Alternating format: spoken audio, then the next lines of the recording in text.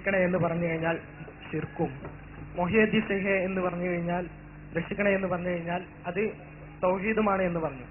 എന്നാൽ ലോകത്ത് ഭൂരിപക്ഷമുള്ള ക്രിസ്ത്യാനികൾ ആരാധിക്കുന്ന ഈസാ നബിയെ വിളിച്ച് പ്രാർത്ഥിച്ചാൽ അത് ശിർക്കോ അതോ തൗഹീദോ എന്ന് അറിയണമെന്നുണ്ട്.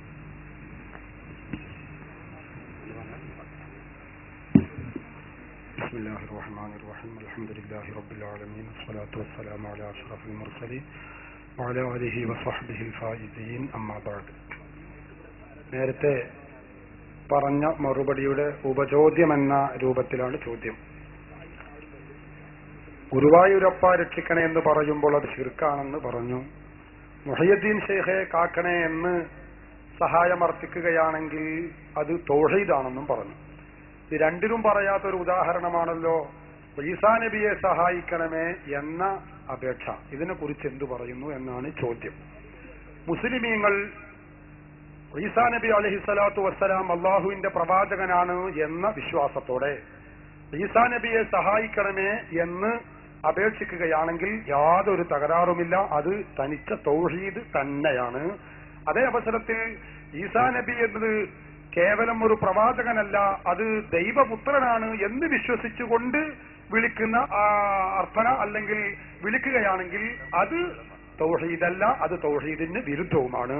മുസ്ലിമീങ്ങൾ ഈസാ നബി അലൈഹിസ്സലാത്തു വസ്സലാമിനെ വിളിക്കുന്നത്, സഹായം തേടുന്നത് അള്ളാഹുവിന്റെ ഒരു പ്രവാചകനാണ് എന്ന അർത്ഥത്തിലായതുകൊണ്ട് അള്ളാഹു നൽകുന്ന മുഅ്ജിസത്ത് കറാമത്ത് കൊണ്ട് മുഅ്ജിസത്ത് കൊണ്ട് സഹായിക്കുമെന്ന വിശ്വാസത്തോടെ ആയതുകൊണ്ട് അത് തനിച്ച തൗഹീദ് തന്നെയാകുന്നു.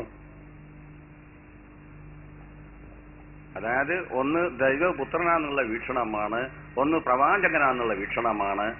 ദൈവപുത്രൻ എന്ന് പറയുമ്പോൾ ഉപ്പയുടെ ഉദ്ദേശം കൂടാതെ തന്നെ മകനിക്ക് സ്വന്തം കാര്യങ്ങൾ സ്വതന്ത്രമായി ചെയ്യാൻ കഴിയും എന്ന ഒരു ആശയം അതിൽ ഉൾക്കൊള്ളുന്നുണ്ട്. പ്രവാചകനാണെന്ന് പറയുമ്പോൾ ആ പ്രവാചകന് മുഅ്ജിസത്തുണ്ട്, അള്ളാഹുവിന്റെ ഉദ്ദേശത്തോടുകൂടെ നടക്കുന്ന മുഅ്ജിസത്ത് എന്ന വീക്ഷണമാണുള്ളത്. അപ്പോൾ കഅബത്തെ തവാഫ് ചെയ്യുന്നതും അമ്പലത്തെ പ്രദക്ഷിണം ചെയ്യുന്നതും തമ്മിലുള്ള വീക്ഷണ വ്യത്യാസം ക്രിസ്ത്യാനികൾ കർത്താവെ രക്ഷിക്കണേ എന്ന് പറയുമ്പോഴും മുസ്ലിങ്ങൾ അള്ളാഹുവിന്റെ പ്രവാചകരായ ഈസാ നബിയെ രക്ഷിക്കണേ എന്ന് പറയുന്നതും തമ്മിലുള്ള വ്യത്യാസമുണ്ട്. മുസ്ലിങ്ങൾ പ്രവാചകനാണ്, മുഅ്ജിസത്തുള്ള ആളാണ് എന്ന വീക്ഷണ പ്രകാരമാണ്.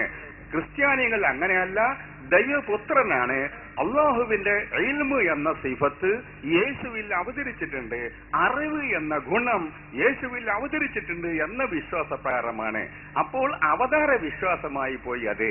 അപ്പോൾ അവരുടെ ആ പദം ശിർക്കും, മുസ്ലിങ്ങളുടെ ഈ പദം തൗഹീദുമാണ്. വീക്ഷണ വ്യത്യാസമാണ് കാരണം.